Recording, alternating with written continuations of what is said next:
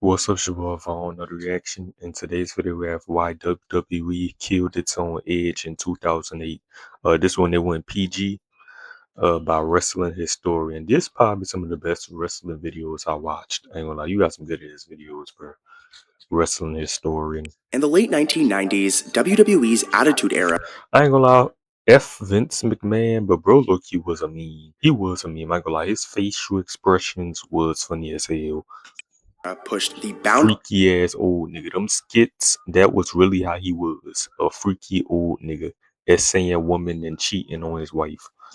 of violence, sexuality, and language on TV. Edgy storylines and characters like Stone Cold Steve Austin and The Rock defined a generation of wrestling, but they also drew criticism for risque content. By the mid-2000s, WWE began dialing back on the most extreme elements, and this was really weird for fans. The company had weathered controversies, including public scrutiny after the Chris Benoit tragedy, Gosh.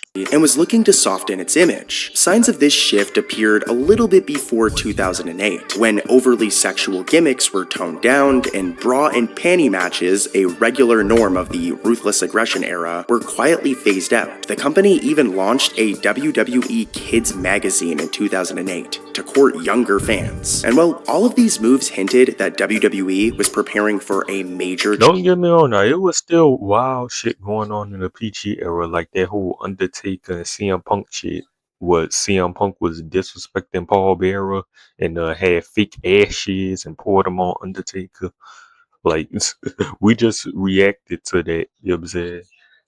Some nigga tweeted on Twitter, CM Punk, you're a piece of shit. I had to explain to my kids that wasn't real ashes.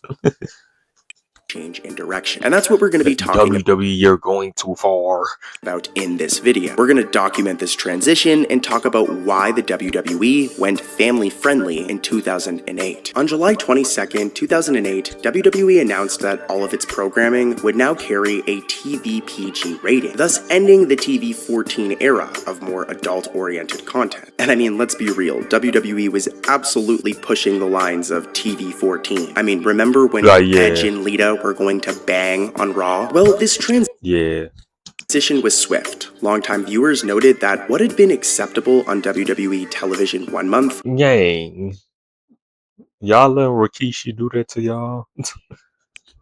was suddenly off limits the next. In fact, former WWE head writer Brian Gertz recalled a creative whiplash, with him saying the following. It's very jarring because we didn't do a gradual, recession. It just went like, at 100 to 0 overnight, seemingly. And anything that even seemed salacious or whatever was, PG, can't do that. But what that did, and I thought he was crazy, Vince, at the time, PG coinciding with the guest host era and all that thing. And, and there'd be a lot of, detractors of that era. But it really planted the roots and the groundwork towards WWE gaining respectability again with, the advertisers and general Hollywood in general, because it made it safe, quote unquote, for moms and dads to watch with their kids.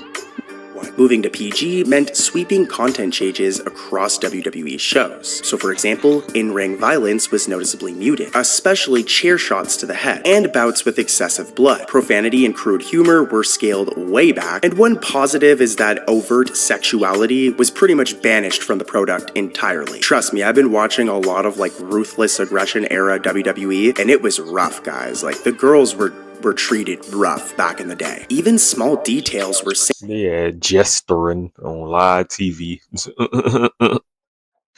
sanitized. For example, John Cena's finishing all the little chud niggas that drink monsters was beating and shit. move, long known as the FU, was updated to be called the Attitude Adjustment to fit a more friendlier tone, I guess. Likewise, WWE renamed its One Night Stand. I be forgetting that shit was called the FU. And pay-per-view to be Extreme Rules, scrubbing out any sexual reference from the title. These changes were more than cosmetic. They signaled a new philosophy that WWE was now family-friendly entertainment. WWE's then CEO, Linda McMahon, described the approach as cradle to the grave marketing, with their intentions being to hook fans as children and retain their loyalty for life. In Linda's words, the company saw value in attracting younger viewers early on, thereby cultivating fans and customers who might stick with WWE for decades. It's a very smart business move, but appealing to kids and parents was only part of the strategy. Internally, WWE officials believed that a PG And product this probably did make them more money going PG. would broaden their audience and bring back lapsed viewers who had been turned off by the harshness of the Attitude Era. WWE chairman Bro, Vince what the McMahon fuck? defended the move as a pure business decision, noting that a family-centric show could reach a larger audience than a niche Yeah. adults-only program, with him saying the following: "If you're reaching a larger audience, why would we go back trying to reach a smaller audience? Business-wise, it doesn't make any sense." I see what Vince is saying here, but it pretty much is just saying that he wants more money. He maintained that every change WWE makes, including going Nigga, Maddie B gang. PG, is for the right business reasons. In other words, No, it's Maddie B. toning down Maddie content B raps. wasn't about politics or apologies. It was about growing the WWE brand to as many people as possible. For the longest time, most of WWE's audience had been young men, but it was clear that they wanted to appeal to families and just everybody in general. Longtime WWE executive Bruce Pritchard, a close advisor to McMahon, God shed damn, why light that nigga face so red, boy? White people be frying me. Niggas' faces be getting redder than a tomato. on the thinking from a marketing perspective. Pritchard said that by the mid-2000s, WWE noticed fewer families attending live events. The crowds were mostly the teens and young adult males supported during the Attitude Era and the start of the Ruthless Aggression Era. Everything is good, but I think business is a lot better when everybody is coming out and it's a whole family outing, Pritchard explained. The company realized that it was missing that younger demo of kids, just below their teenage audience. In response, WWE consciously pivoted to create a show parents and children could enjoy together, rather than a raunchy product that only a group of college-age buddies or high schoolers might watch. The hope was that making WWE safe for kids would encourage mom, dad, and the kids to fill the seats. A multi-generational audience. But wrestling still, bro, you still influencing these kids to do wrestling moves at home and fucking break their back. Cause I still did wrestling moves at home. More in line with WWE's earlier eras. As Pritchard put it, they wanted to recapture the feeling of wrestling as I remember I was wrestling on the fucking bed, bro. And I landed on this bed, bro. That shit was loud. And I woke my dad up. My dad come in the room yelling at me, gang. I was scared as shit. What the hell you doing? Da, da, da, da. My dad do not like being woken up out of his sleep. That nigga is very cranky, gang. Like, very cranky. That nigga was mad as fuck at me. a whole family experience, much like it was during the Golden Era. I took a bump. My ass bumped. Like, yeah, took a bump and landed on the fucking bed on my back. And that shit was loud. With Hulk Hogan. Another big factor was merchandise and new revenue streams. Going PG also opened up lucrative merchandising opportunities, especially with children. Pritchard gave the example of WWE's iconic stars, with him saying the following: "We sold a Bro, Stone Cold I ain't gonna lie, Stone Cold probably got the most aura as a wrestler ever, my nigga. Like, he had that aura, bro. lot of Steve Austin t-shirts. He was the first nigga wrestling in jorts, my nigga.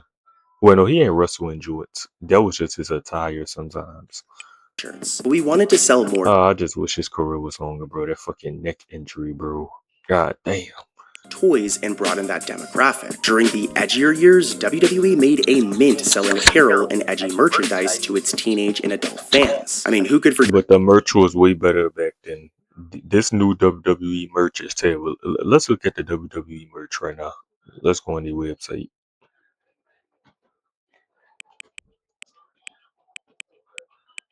They merch is terrible now.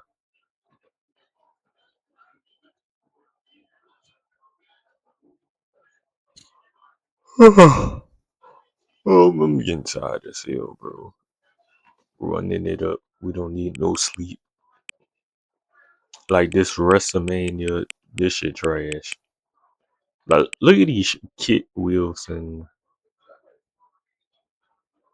gang. These shirts is trash, gang.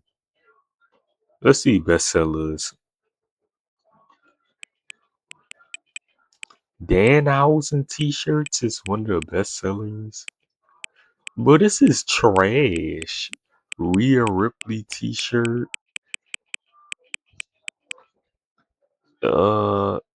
These I Casino. These I the best in the world shirt decent. That Stone Cold shirt trash.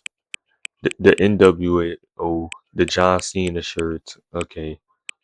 Yeah, the NWO ones, the Latino Heat hard. Oh, they still got the Stone Cold, the Austin 316. That's hard.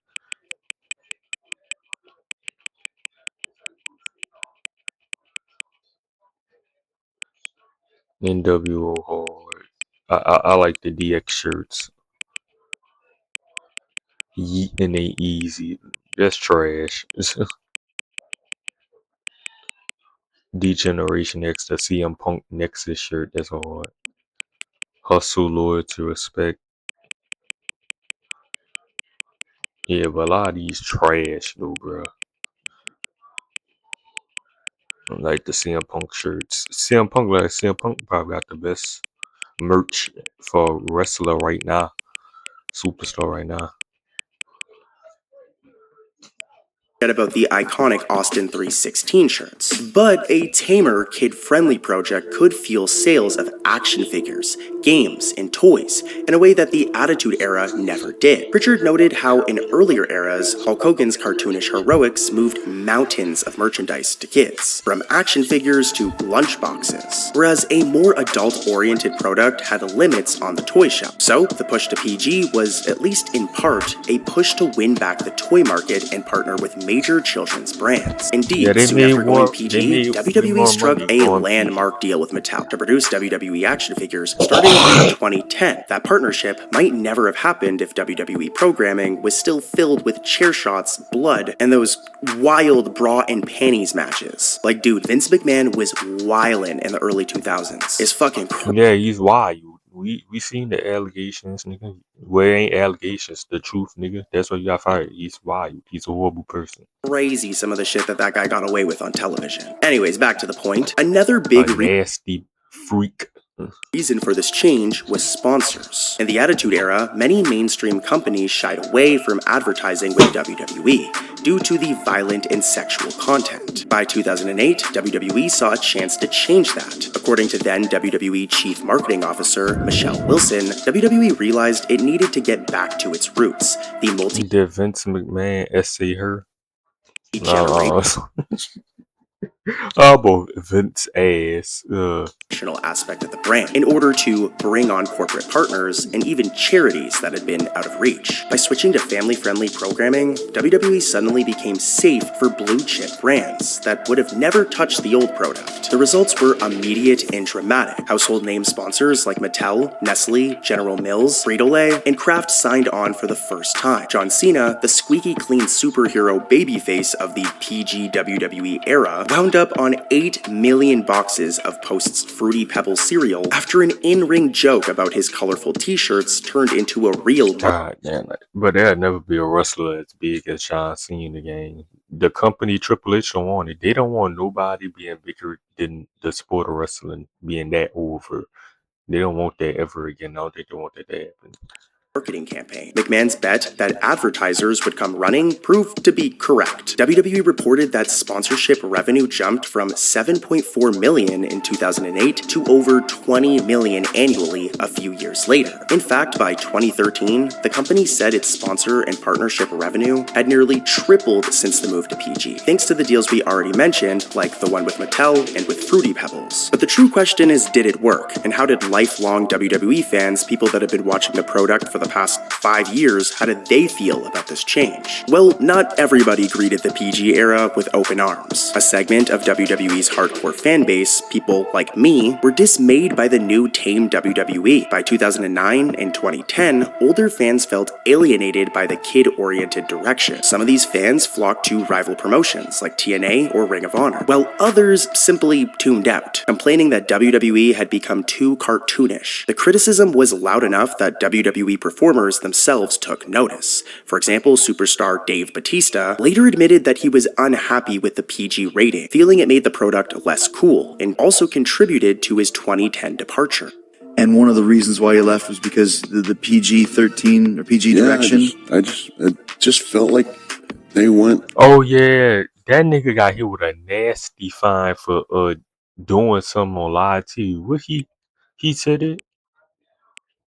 Admitted that he was unhappy with the PG rating, feeling it made the product less cool, and also contributed to his 2010 departure. And one of the reasons why he left was because the PG-13 or PG direction. It just felt like. Well, he better off acting out. That nigga was in Guardians of the Galaxy. He in a lot of movies. He's better off, nigga. They went against everything that our business was. Mm-hmm. You know, I really felt like they were just killing our business, man. They killing the art form of it, which was what I loved about it. Well, you know, I mean, just things like that. They were going to start doing things that. Well, you know, he probably watch AEW now. I saw a clip. The Rock said he watched AEW. Just didn't make sense. Like, you know, that was just something that we did, man. That was something we kind of bled. You know, this was one of those things in that certain situations, especially like this, when there's a title involved and there's a cage match involved. Yeah, I mean, it makes harder for people to really get sucked into it too. They were taking our tools away. They were taking our art form away. There was also grumbling among WWE's creative team. Brian Gertz, a head writer on Raw during the transition, said that as a writer, I hated when we switched to the PG era, and that he thought it was stifling, noting that Vince McMahon enforced PG so strictly at first. Bro. Look at this nigga, bro. Nigga looks scary as hell. Like, the writers jokingly wondered if they should add Muppet characters to fill time. Gertz recalled McMahon even banning the word damn on air, despite damn being acceptable under a PG television rating. This overcorrection led to scripts that some in WWE felt were aimed at kindergarteners rather than all ages. And it wasn't just them, fans did not like it and were very vocal about their criticisms. But how did it do for business? Did WWE achieve what they set out to accomplish? Well, the short answer is yeah. Financially, WWE nigga wrestling with Under Armour gloves on, Ray a goat. Thrived during the PG era. Despite a global recession hitting around 2008, WWE's revenue streams from TV rights, merchandise, and sponsorships remained robust and consistently grew in the following years. The most striking growth came from sponsorship and advertising deals, as we talked about earlier. If you think it's bad now, all of the sponsor logos in the ring and even on the weapons sometimes, well, that's just because we're conditioned to it. Come on, gang. A Slim Jim ad on the table, gang. This has been happening for a while, it's just gotten more aggressive recently. For example, remember when WWE collaborated with 7-Eleven? That shit was all over the place in the 2010s. And there were plenty of other sponsors, Kmart, Toys R Us, and Pepsi to name a few, which all jumped on board with WWE in the late 2000s and early 2010s. Once the content was considered brand safe, this influx of sponsorship dollars was a direct validation of WWE's PG strategy. I mean, it brought in big money, as Hall of Fame commentator Jim Ross frankly put it. Good old JR, who lived through the transition as a WWE executive and broadcaster, was initially one of PG's defenders. In a 2010 blog, Ross said that being PG would attract many, many more sponsors with big money to spend, compared to a slice and dice show full of blood. He also noted a simple benefit. Parents could now comfortably watch WWE with their kids without being offended or having to explain inappropriate content. I mean, there'd be until your son hit you with a super kick watching it with your kid until he see Shawn Michaels and that nigga be like, Mom, watch this. Just kick you in your shit. no more moms getting mad when radio stations call them about John Cena tickets. Remember this clip right here? $9.99. I'm sorry, no, there is not any chance in hell that we're ever going to have wrestling in this house again. But thank you, but no. Have a good day. Do you hear how upset that mother is? And that's exactly what WWE wanted to avoid. They wanted your mom to like the product. By positioning itself as wholesome entertainment, WWE secured partnerships that took it further into mainstream culture. For example, WWE superstars appearing on Kids' Choice Award shows, doing Make-A-Wish charity work prominently, and collaborating with random celebrities like Fred. One famous quote from this time that's really funny, What that nigga doing now? from Brian Gertz again, where he said that the mid-2000s product felt like a 50-year-old guy wearing Ed Hardy at the club trying to seem cool and relevant. And I mean, I don't agree, but I also agree. You know what I mean? Like, I don't agree because I love that shit, but he's not wrong. But yeah, as much as we can complain about this era of wrestling, guys, this was a big business move in marketing strategy. It was very calculated, and it sadly worked really well. Throughout the early 2000s up until the 2010s, there were kids that were into the product. But dude, when you look at the crowd after 2010, you look at like a 2011, 2012, 2013 show, and there are way more families and kids there. Even from my personal experience, I remember that as a kid, I kind of got out of wrestling in like 2009. But bro, I think now niggas just bring their kids to a wrestling show. Just will bring niggas to a WWE show just for the kids. Like, nah. by 2011, I was back into it again because I seen it everywhere, and even other kids that didn't like wrestling before or weren't allowed to watch it were suddenly allowed to watch it and were massive WWE fans. The product was just more accessible in 2011, but to me that doesn't mean that it was better. Like I said, this was a business move and it was done to make money. So to answer, I didn't clickbait you, to answer the title of this video, the reason that WWE went PG was 100% for money. And this is the same reason why this issue has continued to progress. It's the same reason why we see sponsorship logos in the ring now and everywhere. There's even sponsorship logos on the weapons now. It's continued to get worse and worse. We're already in a new era right now where WWE has doubled down even more. Gang, we ain't in no new era game. Like, that nigga Triple H said that about 4 times. Like, a year. On the advertising and sponsorships. And I'm going to be real, it'll probably get worse from here, as it makes it that the company doesn't have to depend on me or you liking the content. Even if we don't watch one week, they're still making so much money from advertisers and from sponsors. So yeah, anyways, I'm going to shut up now, guys. I was a little sick, so sorry if my voice was off with this video, but I'm a new channel, by the way. If you guys enjoyed this video, please subscribe. I hate when YouTubers like beg for subscribers, but guys, like, I'm really trying here and I'm putting so much time into my content. Make sure like, comment, subscribe, and do this. I'm like, bro. I'm fucking tired as hell, bro. I ain't gonna lie.